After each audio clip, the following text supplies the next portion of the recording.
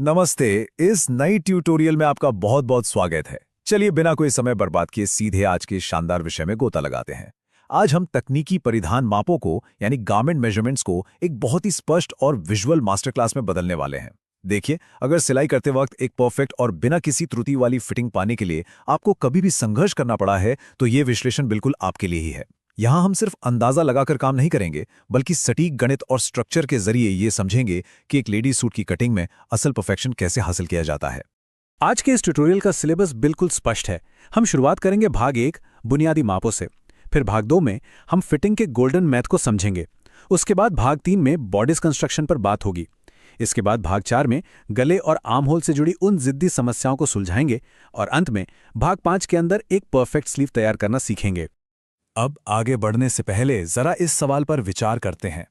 क्या आपके साथ भी कभी ऐसी निराशाजनक स्थिति आई है जहां सूट का गला बार बार पीछे की तरफ गिरता है, या फिर आर्म होल के पास वो अजीब सा कपड़ा इकट्ठा हो जाता है जिससे हम अक्सर झोल कहते हैं? ये दोनों ही बहुत कुख्यात और परेशान करने वाली समस्याएं हैं। लेकिन यकीन मानिए, इस ट्यूटोरियल के अंत तक हमारा सटीक गणित इन दोनों ही समस्याओं को हमेशा के लिए सुलझा देगा। तो चलिए इस दिलचस्प सफर को शुरू करते हैं। तो चलिए सबसे पहले हिस्से से शुरू करते हैं, कोर मेजरमेंट्स, यानी हमारी नींव तैयार करना।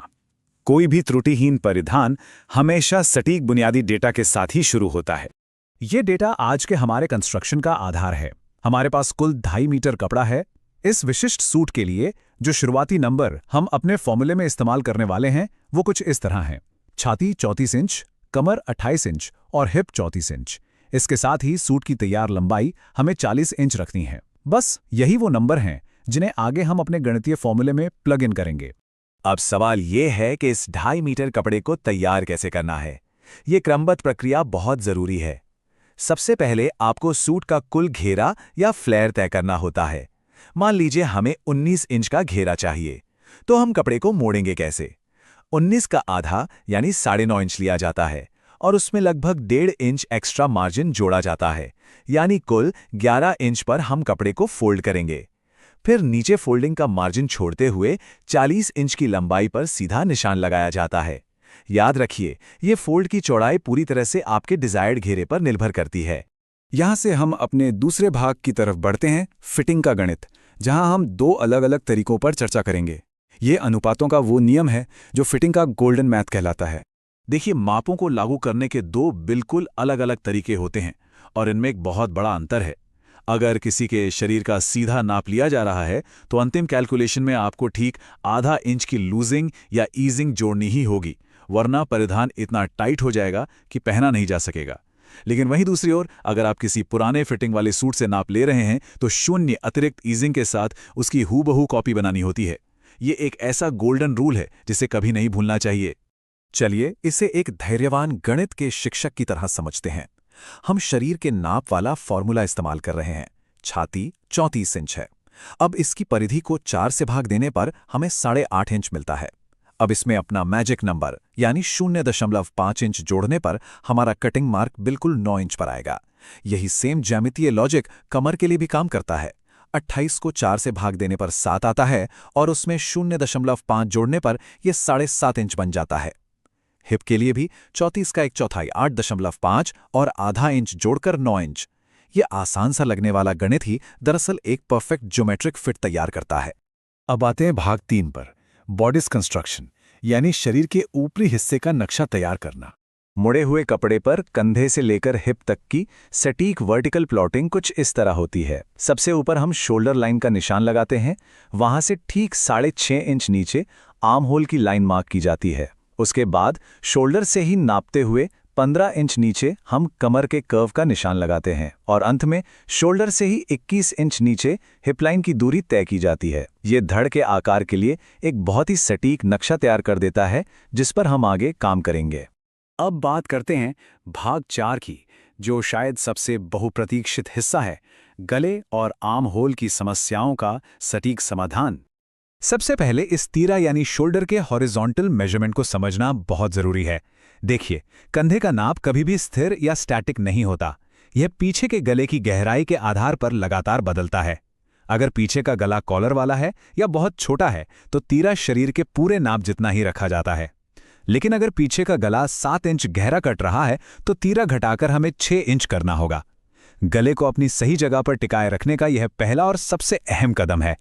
और अब आता है वो सीक्रेट नंबर जिस पर आपको सबसे ज्यादा ध्यान देना है, 0.5 इंच।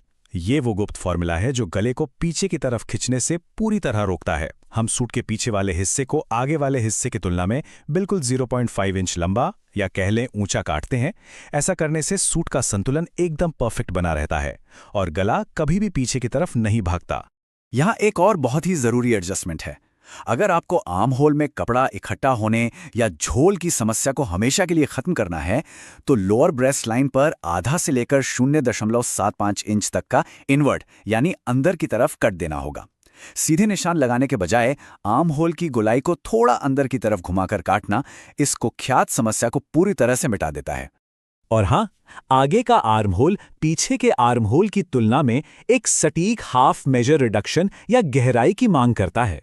शरीर की प्राकृतिक आगे की ओर मूवमेंट को समायोजित करने के लिए और एकदम फ्लश फिट सुनिश्चित करने के लिए सामने वाले आर्म होल में ये एक्स्ट्रा कटिंग या घुमाव देना बहुत ही आवश्यक है। अंत में हम आते हैं भाग 5 पर, परफेक्ट स्लीव कटिंग की एक्सपर्ट तकनीक। एक शानदार स्लीव किसी अंदाजे से नहीं बनती, बल्कि इन कैलकुलेटेड पॉइंट्स पर तैयार की जाती है। अगर बाजू की तैयार लंबाई 15 इंच है तो सिलाई मार्जिन के साथ इसे 15.5 इंच पर मार्क किया जाएगा।